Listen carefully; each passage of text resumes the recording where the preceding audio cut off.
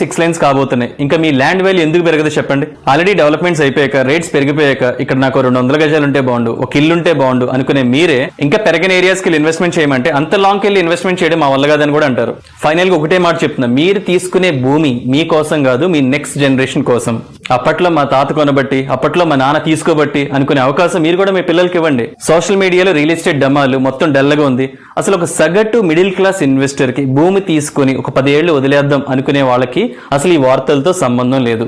Real estate ఎప్పుడైనా సరే ఖచ్చితంగా ఒక కొంతకాలం స్టాగ్నెంట్ గా ఉంటుంది, మళ్ళీ సడన్ జంప్ అయ్యింది. సడన్ జంప్ అయ్యేంత వరకు పిచ్చి పిచ్చి వీడియోస్ చూస్తూ టైం వేస్ట్ చేయకండి. మీ దగ్గర ఇన్వెస్ట్మెంట్ ఆప్షన్ ఉంటే ఇన్వెస్ట్మెంట్ చేయండి. హైవేస్ కూడా 4 లైన్స్ 6 లైన్స్ కాబోతున్నాయి. ఇంకా మీ ల్యాండ్ వాల్యూ ఎందుకు పెరగదు చెప్పండి? ఆల్రెడీ డెవలప్మెంట్స్ అయిపోయాక, రేట్స్ పెరిగిపోయాక ఇక్కడ నాకు 200 గజాలు ఉంటే బాగుండు, ఒక ఇల్లు ఉంటే బాగుండు అనుకునే మీరే ఇంకా పెరగని ఏరియాస్కి వెళ్ళి ఇన్వెస్ట్మెంట్ చేయమంటే అంత లాంగ్కి వెళ్ళి ఇన్వెస్ట్మెంట్ చేయడం మా వల్ల కాదని కూడా అంటారు.